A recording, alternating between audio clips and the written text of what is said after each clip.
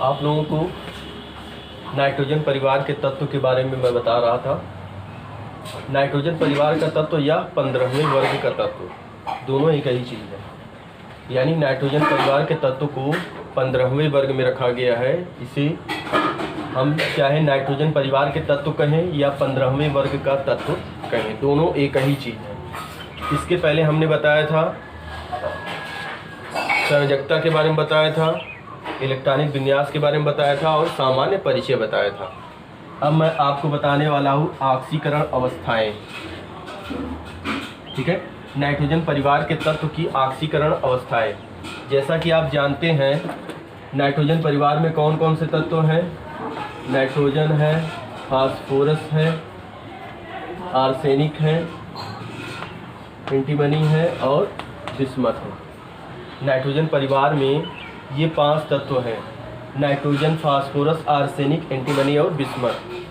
तो देखिए इनकी ऑक्सीकरण अवस्थाएं क्या होती हैं। देखिए ऑक्सीकरण अवस्था क्या होती है। कोई परमाणु जितने इलेक्ट्रॉन त्यागता है या इलेक्ट्रॉन ग्रहण करता है, वही क्या होती है, उसकी ऑक्सीकरण अवस्था होती है। ठीक है, अब देखिए नाइट्रोजन परिवार के तत्व की सामान्य ऑक्सीकरण अवस्था जो होती है वह क्या होता है, +5 और +3 होता है, जिसमें से नाइट्रोजन और फास्फोरस -3 से +5 ऑक्सीकरण अवस्था प्रदर्शित करता है और सभी तत्व जो होते हैं +5 और +3 ऑक्सीकरण अवस्था प्रदर्शित करते हैं। तो ऑक्सीकरण अवस्था में बस यही है कि नाइट्रोजन और फास्फोरस जो होते हैं -3 से +5 तक ऑक्सीकरण अवस्था प्रदर्शित करते हैं। सभी तत्व जो होते हैं +5 और +3 ऑक्सीकरण अवस्था प्रदर्शित करते हैं। इसके बाद जो अगला नंबर है वह है परमाणु त्रिज्याएं।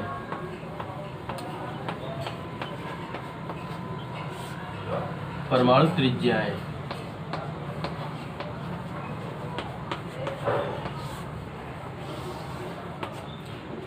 परमाणु त्रिज्याएं क्या होता है, कुछ करते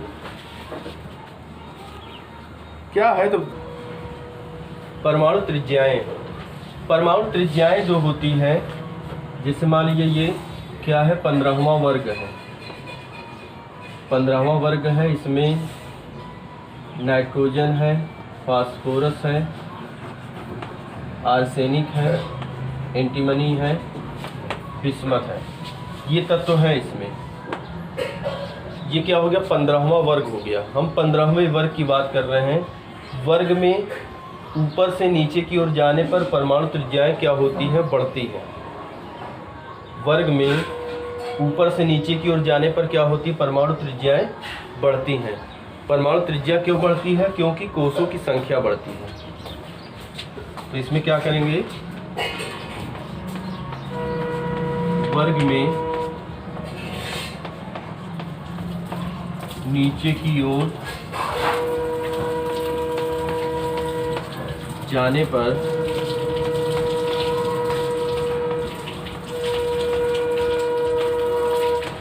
परमाणु त्रिज्या बढ़ती है।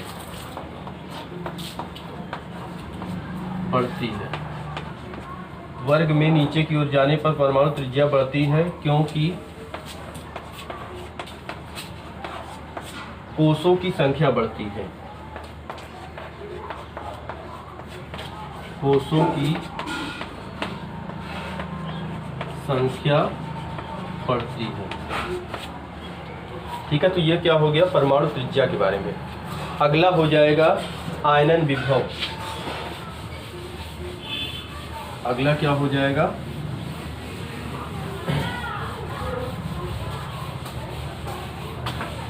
आयनन विभव। परमाणु त्रिज्या होती क्या है, जो हमने पहले बताया। परमाणु त्रिज्या शॉर्टकट में जान लीजिए,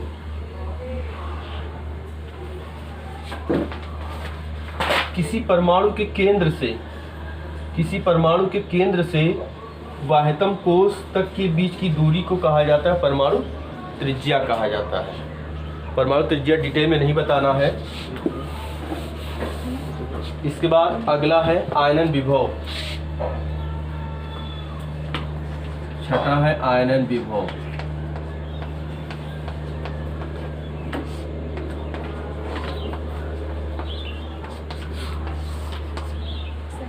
आयनन विभव ये भी डिटेल में नहीं पढ़ना है, 11th में डिटेल में आप लोग पढ़े होंगे। अब क्या है आयनन विभव, ये भी बस बताना है ये घटता है कि बढ़ता है। तो वर्ग में क्या है, nitrogen, phosphorus, arsenic, antimony, bismuth. वर्ग में नीचे की ओर जाने पर आयनन विभव क्या होता है, घटता है। आयनन विभव क्या होता है, वर्ग में नीचे जाने पर आयनन विभव क्या होता है, घटता है।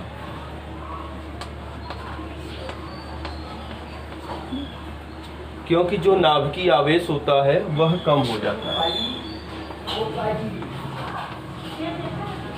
क्योंकि नाभिकीय आवेश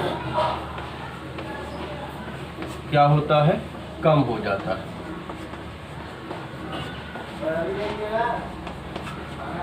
ठीक है, इसीलिए क्या होता है, आयनन विभव जो होता है वह क्या होता है, घटता है। ठीक है, इसी तरीके से अगला है विद्युत ऋणात्मकता।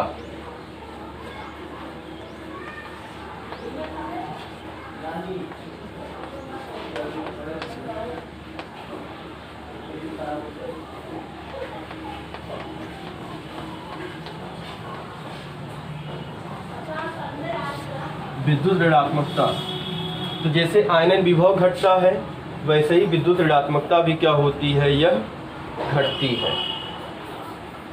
यानी वर्ग में नीचे की ओर जाने पर क्या होता है, विद्युत ऋणात्मकता भी क्या होती है, घटती है। तो वही चीज़ है, इसमें कोई अंतर नहीं है।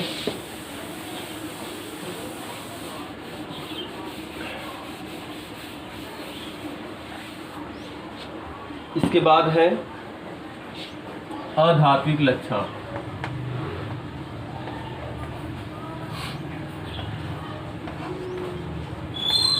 अधात्विक लक्षण,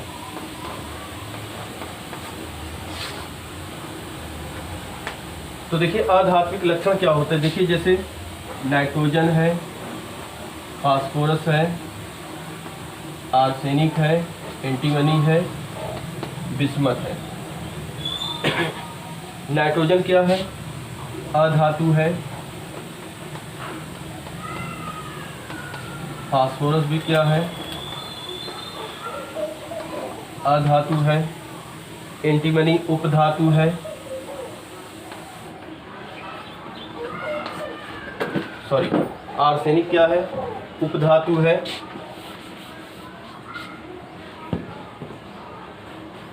एंटीमनी भी क्या है, उपधातु है। बिस्मथ क्या है, धातु है। ठीक है, तो अधात्विक लक्षण, अधात्विक लक्षण वर्ग में नीचे की ओर जाने पर क्या होता है, अधात्विक लक्षण घटता है। अधात्विक लक्षण वर्ग में नीचे की ओर क्या होता है, घटता है। ठीक है, इसमें बस इतना ही है। इसके बाद है अणु बनाने की प्रवृत्ति।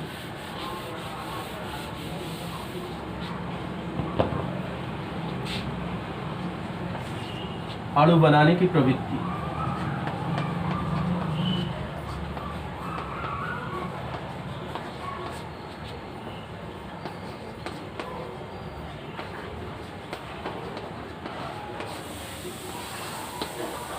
अणु बनाने की प्रवृत्ति।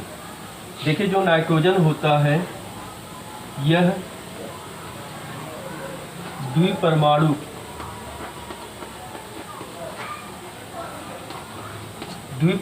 अणु बनाता है, N2। और जो सफेद फास्फोरस होता है,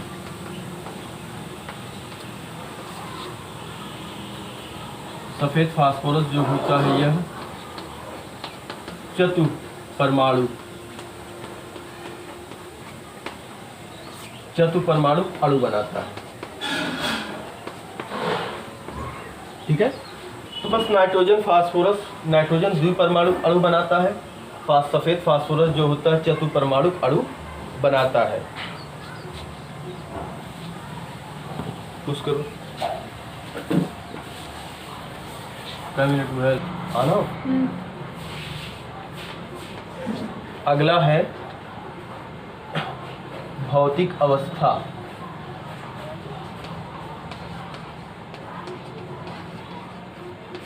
भौतिक अवस्था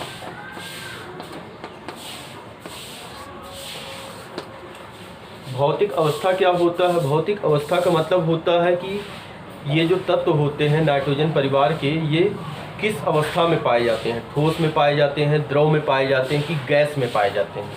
देखिए, नाइट्रोजन जो होता है साधारण अवस्था में यह क्या होता है, गैस के रूप में होता है, और बाकी के जो तत्व होते हैं वह क्या होते हैं, ठोस अवस्था में पाए जाते हैं। जैसे जो नाइट्रोजन होता है, नाइट्रोजन जो होता है यह साधारण अवस्था में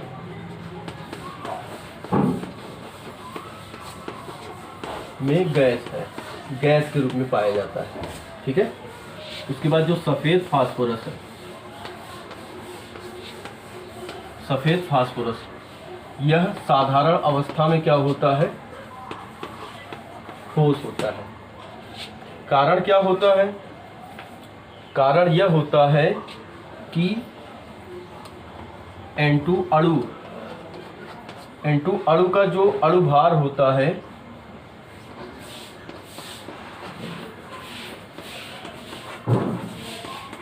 अणुभार क्या होता है, ये 28 होता है, और इनके बीच जो बांड होता है, इनके बीच जो बांड होता है यह क्या होता है, कमजोर बांड होता है। और देखिए सफ़ेद फास्फोरस का अणुभार